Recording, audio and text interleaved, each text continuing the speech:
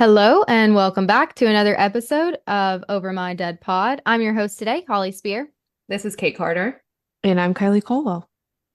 I have a case for you girls today, and we're just gonna jump right in. It was a cold December evening in 1983 when a vibrant and beloved young girl was found brutally murdered in her upscale apartment. The chilling scene would haunt investigators for decades. A violent crime that left more questions than answers. This is the murder of Erin Gilmour and Susan Tice.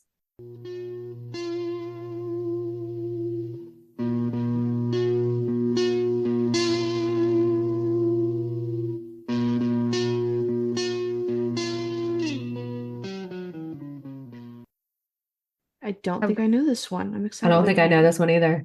Ooh, I love when you don't know it. So, like I said, it's Christmas time, 1983 in Toronto, Canada's biggest city. Homicide detective Steve Smith gets called in. There's been a killing in Yorkville. This is surprising to Smith. Yorkville is a very ritzy neighborhood in Toronto. It's where all the people with money live. It's filled with expensive homes, high-end hotels, swanky restaurants, and boutiques. There's hardly any violent crimes here, let alone homicides. Smith and one of the other investigators, named Andrew Doyle, discovered that a 911 operator had answered a call that night, and on the other end of the phone was a man named Anthony Monk. Anthony Monk told the operator, "Emergency, emergency, please come as soon as possible." The operator asks, "What's the problem?" And Anthony says, "Someone committed suicide." Police arrive on the scene, and at their very first glance, they knew one thing. This was not a suicide.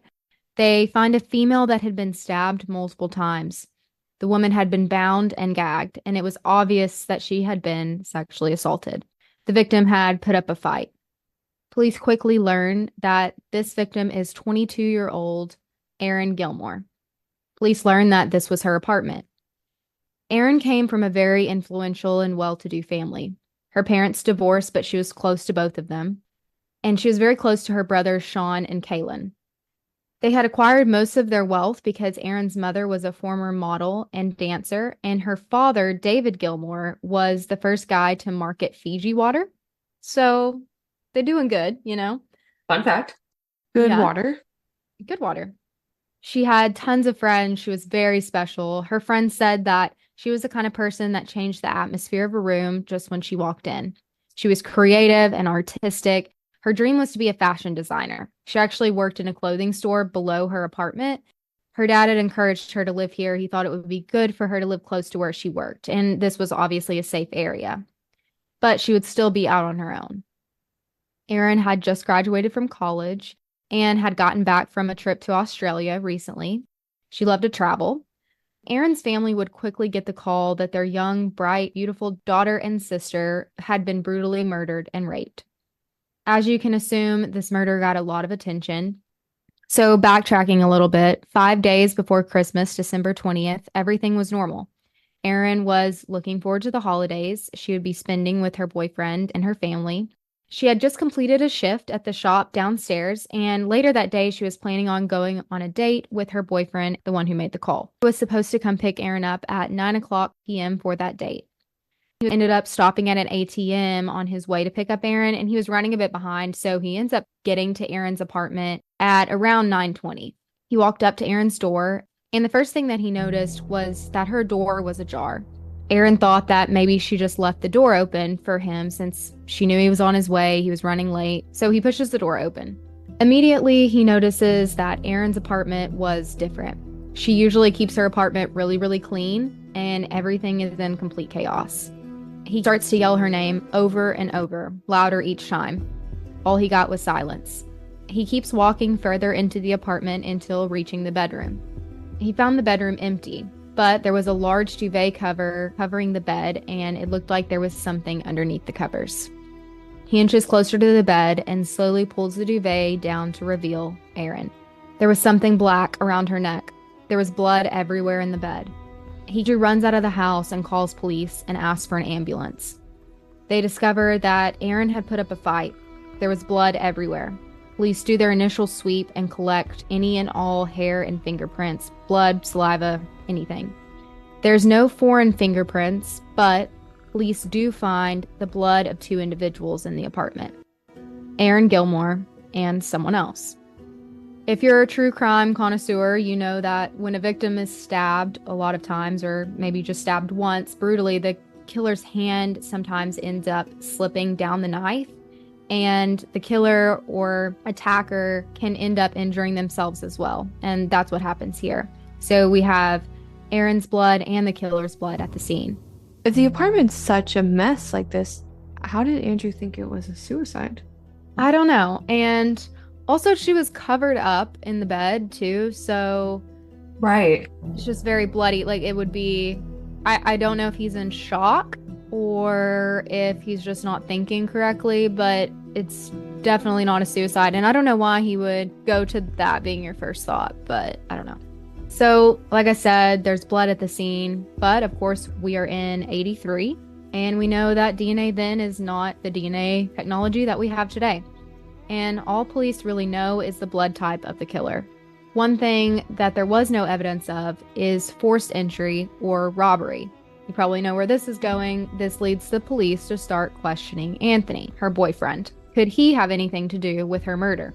Obviously, just like what you guys thought, the first thing that the police thought was, why did he say suicide? That's a little suspicious. It was pretty obvious that it wasn't a suicide. In fact, like I said, Erin had been stabbed multiple times. And she'd never contemplated suicide that we know of. So why did he say that? Was he in shock, or was there more? Of course, police ask Andrew why he would have thought that Erin committed suicide. And he tells police that he had no reason to think anything else. Weird response. Like, I wouldn't automatically think suicide. I would think murder before suicide. You know, for like sure. That's just I mean, we are on a true crime podcast, so maybe we're a bit biased. biased. Yeah. But I still think it's a little weird. Looking into Erin and Andrew's relationship, their families were friends and their fathers were actually business partners together. And the two had actually known each other for a really long time. They were childhood best friends, and this had grown into a romantic relationship as they had gotten older. And by all accounts, the families liked each other. We know that Andrew was picking Erin up for dinner around 9:30 p.m. Police discover that this puts Andrew at the scene of the crime, close, if not right at the time that Erin was killed. So he's not looking too good for this. He's prime suspect number one, obviously, and police dig heavy and deep into Andrew's past. They find that he has no criminal background, and no run-ins with the law. But we know that doesn't mean that much. People snap every day. Police are still looking into him, but they don't get blinders on. They also start questioning if Erin's wealth and status had anything to do with her murder, including Erin's father, David's business dealings. Specifically, her father's business had recently had a little controversy with a controversial head of state. Erin's father was in the process of building a resort near the Great Pyramids in Egypt. Erin's father had begun talks with Egyptian President Anwar Sadat about plans to start this massive construction. As you can imagine, building a resort next to the Great Pyramids, not everyone liked this idea, and there were many protests about the resort. Erin's dad discovered that there were currently people plotting to kill him actually because of his involvement in this project. Although the deal would end up falling through, President Sadat was assassinated in 1981. Erin would be killed 2 years later. So this sounds crazy at first, but after looking into it, it seems like this could have been something that was possible. Police look into it, but they unfortunately can't find any leads that further this theory. Police also look at a party that Erin had. Just a few weeks before her murder, Erin had thrown a birthday party at her apartment, and she ended up inviting a group of her friends, a group of people to come over, and then all these random young people started showing up and basically crashed her party and trashed her apartment. I'd be pissed. So police start thinking maybe some random party crasher took a liking to Erin, and now they know where she lives and how to get in, yada yada. Police tracked down a list of everyone at Erin's party. Most all of the partygoers were helpful and willing to cooperate in the investigation, and eventually, police were able to rule them all out. Police were even able to rule out the boyfriend. Anthony was able to provide police with a receipt of his bank transaction, because remember, he stopped at an ATM on the way to Erin's house. This transaction receipt showed that he was at the bank at 9:12 p.m. He would call 911 at 9:27. So by the time that he arrived, he only had a couple minutes in the house before he called 911. I feel like a couple minutes is a long time, though. It didn't say how long she had been dead, so maybe police are thinking that if she had been dead before that and he has an alibi for that day and that receipt from his bank, maybe it's not possible. So they are able to rule him out for now. I mean, I'm guessing with like the amount of struggle in the apartment and chaos, it couldn't have been done in a couple minutes. Yeah, it seems like police kind of think that maybe not, because Erin did put up such a fight and they don't release anything that says what the scene looked like, but I think that they're assuming that it couldn't have happened within a few minutes. In the meantime, the family would bury Erin Gilmour. A mass crowd of 800 people would come to her funeral. 2 days later, the family would try their best to stomach a Christmas without Erin. And this is really, really sad, but her family would feel completely heartbroken looking at the gifts that Erin had put under the tree for her family members. Yeah, that's really sad. The investigation continued. Police chased hundreds of leads. They interviewed over 700 people. But the anniversary of Erin's murder would come and go, and the police were no closer to finding Erin's killer. The case would go cold for 17 years. That is, until there was a breakthrough. An advancement that police did not expect. Unfortunately, it would come from another murder. By 2017, what scientists knew about DNA evidence had vastly increased, and police had a DNA profile for the killer. Police ran the DNA and realized that the DNA profile matched an even older case. Susan Tice, murdered 4 months before Erin. Susan Tice was 45 years old and living in Toronto, actually just 2 miles away from Erin's home. She was a mother of 4, a mother to Ben, John, Christian, and Jason. She was recently divorced, and she was living on her own by her own terms. And unlike Erin, Susan did not come from money. She had just brought herself up by her bootstraps. She was a social worker and mainly worked with disadvantaged children. She was a strong woman. She was a musician, an artist, and loved outdoor activities. August 17th, 1983, Susan was supposed to be going to dinner with her sister and brother-in-law, but she did not show. Susan's brother-in-law then drives over to Susan's house to check on her. He walks up to the front door, which was locked. There was untouched mail in her mailbox. He rang the doorbell, but no one answered. And he didn't hear any stirring in the house, so he calls out Susan's name. Nothing. He walked around to the back of the house where he found the back door open, and he walked inside. Eerily, all he could hear was music playing softly to an empty, lifeless house. He walks upstairs and back to her bedroom. And this is where he finds a horrific scene. Susan has been raped and stabbed 13 times. The scene was gruesome, just like Erin's. And just like Erin, Susan had put up a strong fight. She was found on the floor beside her bed with her feet still hanging onto the bed. Police collect DNA from the crime scene as well. As we know, this matched the DNA from Erin Gilmour's case. Police know that Erin and Susan had the same killer, but unfortunately they don't know who the killer is. After interviewing neighbors, police learned that one neighbor did hear a scream at 1:03 a.m. the night before. Which also, I find it so weird that police have to go around and interview people and then they'll be like, oh yeah, I heard a scream and somebody yelling for help at 1 a.m. last night. Yeah. It's like, I've always thought that was so weird. Okay. I don't know. If you hear somebody screaming bloody murder or hear someone saying help, which they didn't say help in this case, but still, what? There's a difference between blood curdling, screaming for your life, and then kids playing outside. Especially in the middle of the night. Yeah. She was stabbed 13 times, so depending on where she was stabbed, it's not a fast process. She's probably screaming for a while. Mm-hmm. As terrible as it is to think about. Anyways, police discovered that Susan and her husband had very recently divorced, so we all also know what that means. Susan's adult son would say that even he suspected his father.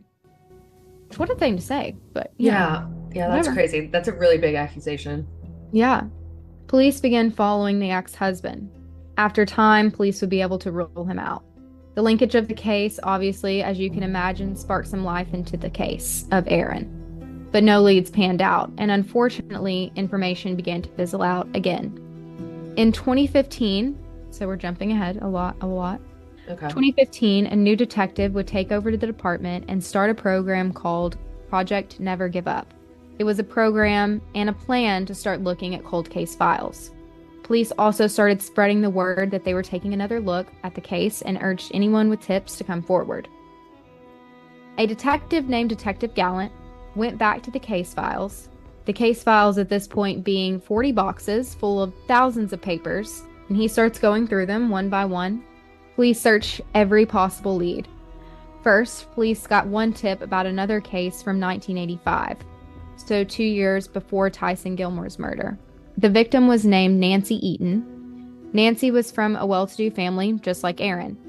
Nancy had also been sexually assaulted and stabbed to death, just like both of the Toronto cases. The Nancy Eaton case had been solved, but police discovered that the killer was deemed not criminally responsible because of mental illness. He was institutionalized, and then he was released, and his DNA was never taken. Police are thinking maybe, just maybe, he had killed again 2 years later, and his most recent victims were Erin and Susan. Police get in touch with the investigators from that area and ask if they would do surveillance and get the suspect's DNA. And they do, and the DNA is tested, and there is no match. Next, in the case files, police find a handwritten note by Susan. The note mentioned a cleaning company. The detectives remember that Erin Gilmour had to hire cleaners to clean her home after that huge party that people had crashed. Being that Erin and Susan also lived miles from each other, maybe they used the same cleaners. Maybe that would be the connection between the two victims. And this makes sense because these two women are completely different. This may be the only thing connecting them. Police tracked down the employees of this cleaning company. The employee didn't remember anything about Susan. He didn't remember cleaning her house, but he did remember cleaning Erin's house, which is crazy because that would have been like 30 years ago at this point. Yeah, how would you even remember that? He provided the names of the 3 other cleaners who had helped him on the job. Police do a background check on all of these men and find that one in particular had a criminal record. Actually, he had a criminal record involving violence against women. Police were able to get a DNA sample for all 4 of these men, and then they wait. 4 months later, they get the test back. No match. Meanwhile, police are also going around collecting DNA of Toronto's most notorious murder cases, and we're talking hundreds of samples. No matches. 3 decades, and all police had was a list of people who were not the killer. But then, in 2018, in California, a man was arrested. A notorious serial killer, the Golden State Killer. A killer responsible for murders and rapes in the 70s and 80s. Police in Toronto are paying attention, and they see how this case was solved decades later, using genetic genealogy. And for those of you that don't know, genetic genealogy uses DNA to identify individuals and their familial relationships.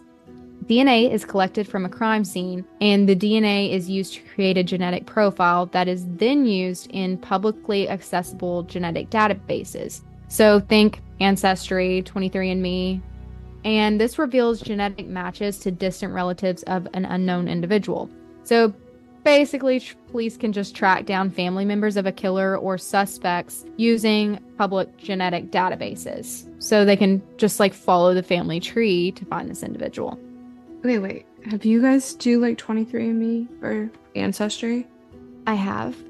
I'm not on it.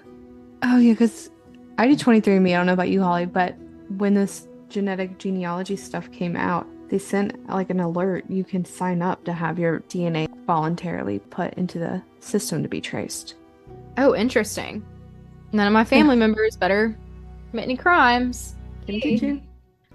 Canadian police start researching how they could use this in their own cold cases. But would it work? Because the sample from Erin and Susan's case was very degraded and portions of it had already been used in testing. Detectives sent the DNA to the testing service, and immediately they hit a bump in the road. The genealogist could tell that the killer was from James Bay, which is an area in northern Canada. Now, the bump in the road is because James Bay is a collection of small islands, and these islands are full of indigenous people that are near or at isolation and had been for thousands of years. So all of these people are related to each other many times over. As you can imagine, the genealogical results were almost unobtainable. But investigators and genealogists don't stop. They basically start from scratch, building these family trees of people on the island. Police would give genealogists names and they would start digging. Who were their children, who were their parents, etc. They began asking people on the island for samples of their DNA. Slowly but surely, the pool of genes began to shrink. Genealogists were able to narrow down the search to 26 families. They filtered through DNA of each family and looked for a closest match, until they finally got down to one family, the Sutherland family. One family with 5 brothers. The killer of Erin Gilmour and Susan Tice was one of those 5. All 5 brothers were living in Toronto at some point, and then they had all spread out.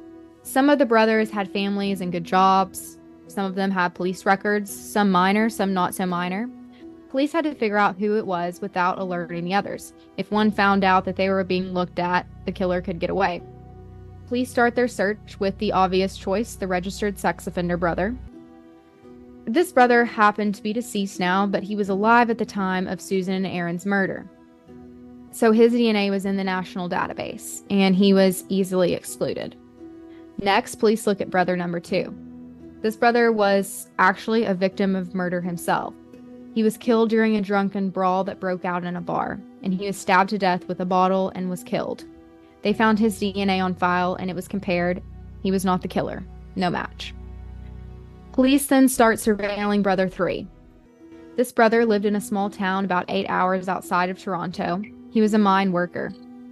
Police are looking for this brother to throw away a spoon, a cup, a cigarette, anything with his DNA on it so that they can just come behind him, pick it up, and test it.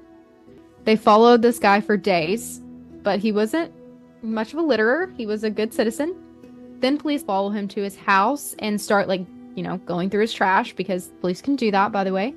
And police waited until he pulled his garage out to the end of the road, and they collected a soda can and a COVID mask, and they were sent to the lab. Police wait, no match. So we're on brother 4, 2 more brothers to go. Out of the 2 brothers left, this one had a criminal record and a history of violence, and the other was squeaky clean, never even had a speeding ticket or a parking ticket, so obviously police start with the brother with some history. Brother number 4, he lived in a small town around James Bay, and this brother actually happened to be a witness in a completely different case that the detectives were working on. So they stage a conversation, making it seem like they needed him to come in and talk about that case. They bring him into the station, and they give him a little drink. He drinks it, and then, boom, he throws away the cup when he's done. So they snatch that cup right up, take it straight to the lab, and they wait, and they wait. No match. So it's literally the last brother. Last they went brother. through all the brothers. Okay. The squeaky clean guy. Yeah. This time, the detectives got a warrant to take the DNA from the very last brother. The forensic techs arrive at the small Canadian town called Moosey to take the DNA of 60-year-old George Sutherland, an easygoing IT worker and devoted father, not to mention a beloved citizen of his small town. Police knock on his door. He's very cordial, and he invites officers inside. Police ask him to come with them, and George easily complies. At the police station, police prick his finger and let him go home. All they can do now is wait and worry. What if they've gotten the wrong person? What if there was another brother that they didn't know about? But police wouldn't have to wait long. Because November 23rd, 2022, just the next day, George Sutherland texted his old friend, Randy Coda. Randy Coda was actually an ex-cop and a lifelong friend of George's. George texted Randy and asked him to come over. Randy's like, okay, right now? And George is like, yeah, right now. We need to talk. So Randy comes over and he's like, what's up? And George tells Randy he's done something that he's not very proud of. Randy's like, yeah, okay, how bad can this be? But George is like, no. He says, a few years ago, I did some breakings and enterings in Toronto about 40 years ago. And Randy's like, well, damn, why are you telling me now? And George says, well, because the Toronto police came and took my DNA. So Randy's an ex-cop, and he tells George, please don't just come asking for DNA to investigate a 40-year-old breaking and entering case. And this is when George says, no, I did some really, really bad things. He goes on. He says, I was in a house and I was stealing jewelry to pawn when suddenly a woman came out of a room in the house. I grabbed a knife and I held her at knife point. I took her into the room and I raped her. Then I stabbed her to death. But it gets worse. Randy's like, George, it can't get worse. George said 3 or 4 months later, I was stealing more jewelry and the same thing happened. A woman confronted me and I held her at knife point. She saw my face, so I stabbed her to death. Tears were streaming down George's face. Now, when Randy was coming over to George's, Randy was right in the middle of trying to get his kids home on a train, and he just leaves his wife and kids there. So he tells George to stay put, don't move, don't talk to anyone, don't answer the door, and he'll be right back. Randy goes to help get his wife and kids home, and then he immediately, on the way, calls his old boss at the police department. They contact the Toronto Police Department, and the Toronto Police Department rushes to arrest him. Randy Coda tells Toronto police that they don't have to make a big to-do about it. He knows George, and he knows how he's going to react. He thinks he can get his friend to willingly turn himself in. Randy heads back to George's house with a team of officers waiting outside. He sits down with his friend George, and Randy tells him that the time has come to do the right thing, to give these families some relief. You have to turn yourself in tonight. George sits there, thinking, and then he says, okay. Randy walks George out of the house and into the door of a police car. Randy says he felt betrayed. His best friend, and he was a cop, his best friend was a murderer right under his nose. Later, DNA tests would come back confirming what police already knew. George Sutherland was the killer. George was charged with the murder of Erin Gilmour and Susan Tice, in which he pled guilty. He was sentenced to life in prison with the possibility of parole. George would never talk to police. He would never tell the victims' families how he even came across their loved ones. He would never tell them how he chose to murder and rape them. And he never has told anyone if he's had more victims. All we know is, 40 years after the murder of Erin Gilmour and Susan Tice, the killer got to live his life, having kids, getting married, having a home. But the victims didn't, and their families lived almost their whole lives without justice. The tireless efforts of investigators, the advancements in forensic technology, and the unwavering determination of the Gilmour and Tice family and friends finally paid off. Nothing can erase the pain of their loss. The truth for Erin and Susan's case has been uncovered, bringing some sense of closure and peace to those who loved them. But the question still remains and may never be answered. Are there more victims out there? There are more than 750 unsolved homicides in Toronto, dating back to 1950. We may never know if George Sutherland is responsible for any of those. And that is the story of Erin Gilmour and Susan Tice. I am not buying his story to the cop friend that he was just there to steal some things and they walked in on him. So he's like, okay, I gotta kill him. Because No, absolutely not. Hear stories of people walking in on their house being robbed and getting killed and whatever. But to tie someone up and rape them? Rape That's them. premeditated. Yeah, Oh, yeah. absolutely. I don't believe that at all. I also just don't understand one day just telling your friend this. He knew it was coming. And That's I don't know true. if Yeah. he thought the cop friend would help him get out of it. I don't know. When I was watching this documentary, I was like, oh my gosh, the cop's gonna tell him to run or help him get out of it. Luckily, he didn't. Also, nothing was reported missing from the scene. So if you go ahead and kill them and your whole intention was to rob the place, you have plenty of time to rob the place after you've killed them, and he didn't. So I think that he was just trying to get away from the fact that he was a rapist. I wouldn't be surprised if there were more victims because he got away with it for so long. I feel like he's done it before. Yeah, I'm not buying that there's just two. I feel like you've done it twice, you'll do it again. I mean, if you do it once, you'll do it again, but definitely twice, you know? And he lived his whole life thinking that he had gotten away with it. I mean, he was in his 60s when they found him. So he lived a full life. Good job, Holly. That was a good one. I had never heard of that.